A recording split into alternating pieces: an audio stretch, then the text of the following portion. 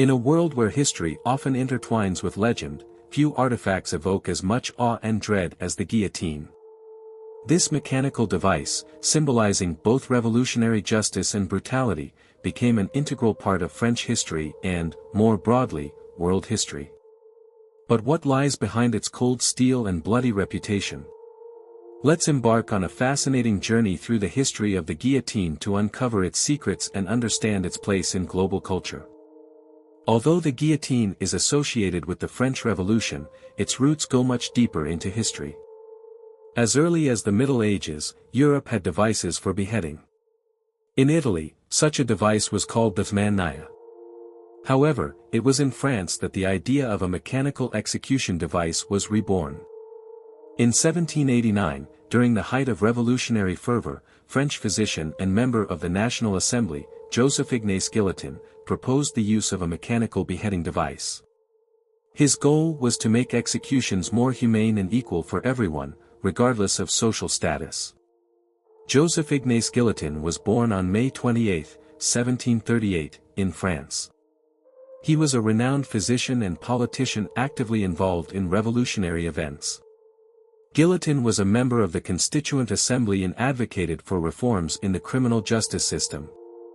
Ironically, Guillotin was an opponent of the death penalty. At the time, the law prescribed cruel execution methods, hanging, quartering, and burning at the stake. Only nobles and wealthy bourgeois were executed in a more humane manner, beheading by sword or axe. As a temporary measure, until the death penalty was abolished, Guillotin suggested using a mechanism for beheading that, in his opinion, would cause no pain. The machine for this purpose was created by other craftsmen. In 1791, the use of the guillotine for executions was legalized in France. The guillotine consisted of a tall frame along which a heavy blade, sharpened on one side, slid. The blade was held at the top of the frame by a rope or mechanism that would be released at the appropriate moment, allowing the blade to drop swiftly and sever the head from the body.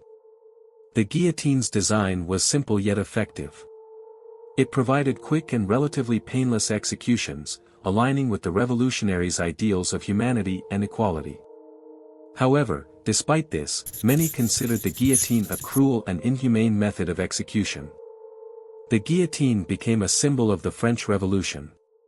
During this time, it was used as a tool to suppress counter-revolutionary forces and consolidate power. During this period, the guillotine operated almost daily, and thousands of people were executed.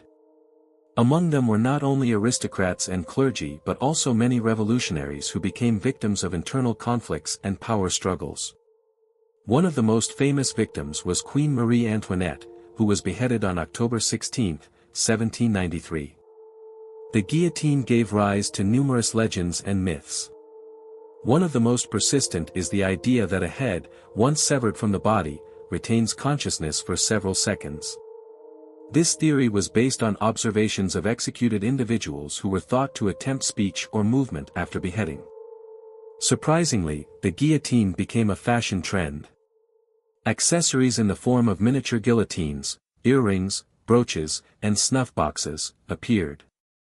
Young people wore clothing resembling that of the condemned, men wore coarse coats with high collars, and women donned ragged-style dresses with exposed necklines and red necklaces.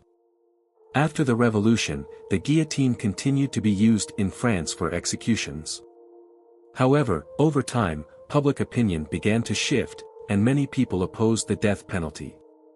In 1981, France abolished the death penalty, and the guillotine was consigned to history. The last official execution using the guillotine in France took place on September 10, 1977. Contrary to popular legend, Guillotin himself was not executed by his invention. He lived to the age of 75 and passed away in his bed in 1814 in Paris from natural causes, regretting to the end that his name had become synonymous with death. A man who dreamed of abolishing the death penalty created one of the most efficient tools for its implementation. After Guillotin's death, his family petitioned the government to rename the guillotine, but their request was denied. As a result, the family changed their own surname.